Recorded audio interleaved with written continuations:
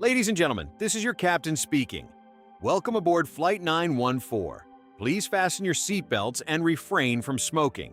We will be taking off in 5 minutes. Once we reach cruising altitude, drinks will be served. Our flight time today is 37 years. Enjoy your journey. But what would you do if you boarded a plane to another city and ended up in another country? Sounds like an adventure, right? Maybe some thrill seekers would love it. But for most people, that would be anything but acceptable.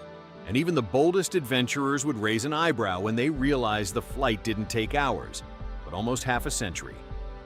On July 2nd, 1955, Flight 914 of Pan American World Airways departed from New York to Miami, Florida.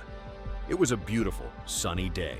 On board were 57 passengers, eager to reach the warm beaches and palm trees of Florida. None of them had any idea what was about to happen next. Before we continue, hit subscribe and stay with us, because this story is about to get really crazy. The plane took off without any issues, but 3 hours later, when it was supposed to land, all contact was suddenly lost. Air traffic controllers in Miami saw nothing on their radar, no nearby aircraft, no distress signals. When they contacted New York, they received a shocking reply. Flight 914 had completely disappeared from radar. It was as if the aircraft had simply vanished. No radio contact, no signals, nothing.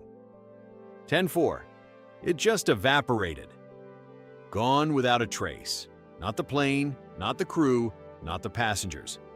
An investigation began immediately. Part of the route passed over the Atlantic Ocean, so the most logical explanation was a crash. Rescue teams were alerted.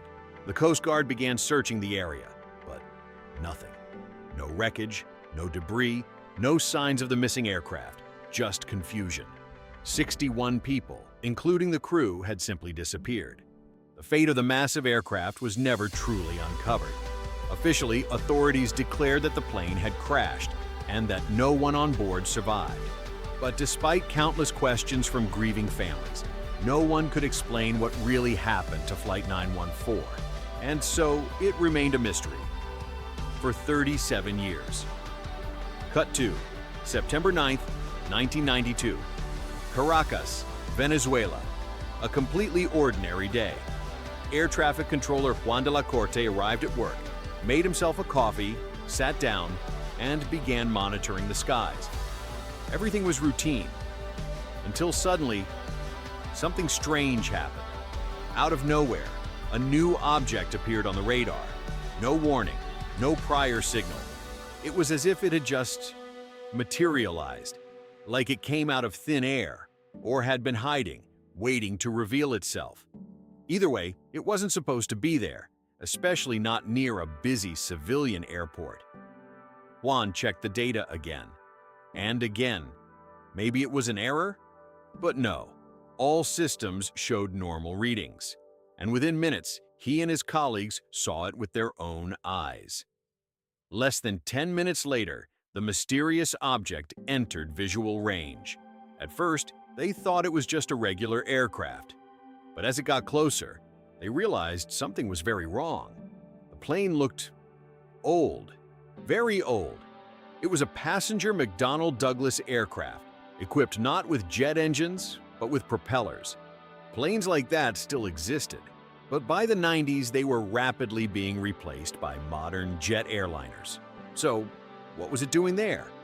But that wasn't even the strangest part. The real confusion began when the pilot of the mysterious aircraft contacted the tower and asked, "Where are we?"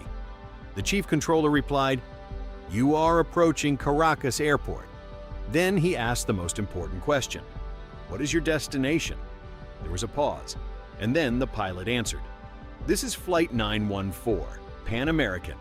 We are flying from New York to Miami, Florida. 4 crew members and 57 passengers on board." That response stunned everyone. What was a U.S. flight doing here, almost 2,000 kilometers away from its destination? And more importantly, how did it even get there? Juan quickly asked a few more questions, but the next answer was even more disturbing. The pilot said, "We are scheduled to land in Miami at 9:50 a.m., July 2nd, 1955. Now it was the controllers who fell silent. No one knew what to say. The situation was already beyond explanation, and any wrong move could make it worse. In the end, they made a decision. They cleared the aircraft to land. It didn't matter if the pilot was confused or something far stranger was happening. There were people on board, and the only priority now was to bring the plane down safely. Questions could wait.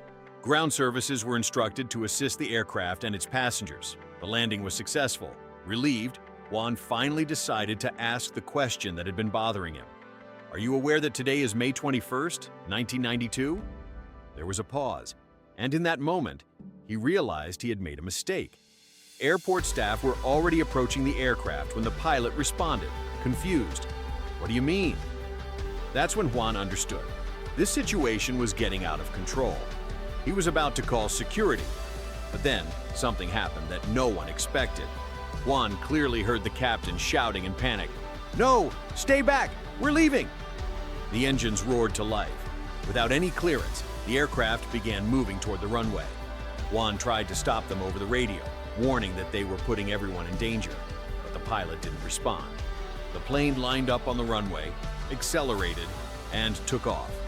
For a brief moment, it was still visible in the sky. Then it became just a dot on the radar. And once again, it disappeared. It's impossible to describe what Juan de la Corte and his colleagues felt in that control tower.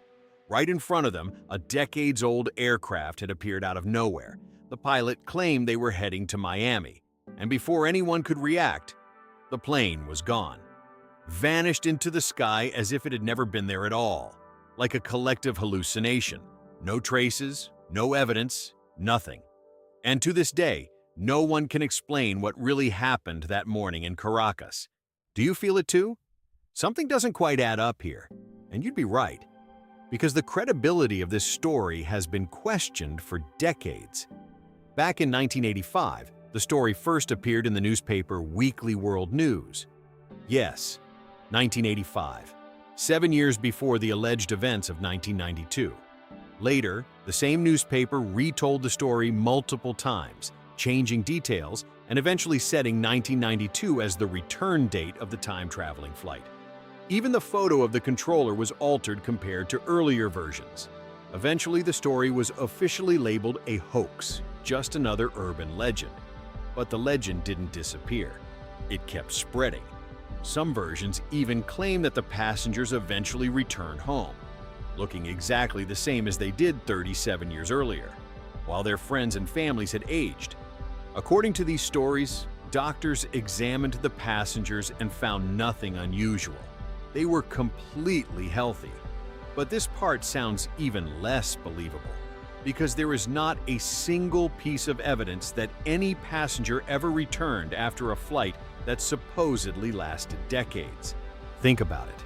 How could anyone survive that long, without even snacks? The only thing that still circulates online, fueling interest among paranormal fans, is a small pocket calendar. It was supposedly dropped from the mysterious aircraft during its appearance in Caracas. The date on it? 1955.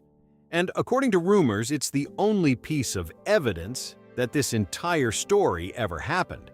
Some claim the calendar is real, but there's not a single confirmed proof that it even exists. So what is it really? A myth? An urban legend? Or part of a bigger cover-up to hide the possibility of time travel? Honestly, we may never know. But what do you think? Did Flight 914 really disappear in time for 37 years? Or is it just fiction? And if you want more stories like this, not just about aviation, but mysterious, unexplained, and mind-blowing events, hit subscribe and don't miss the next one.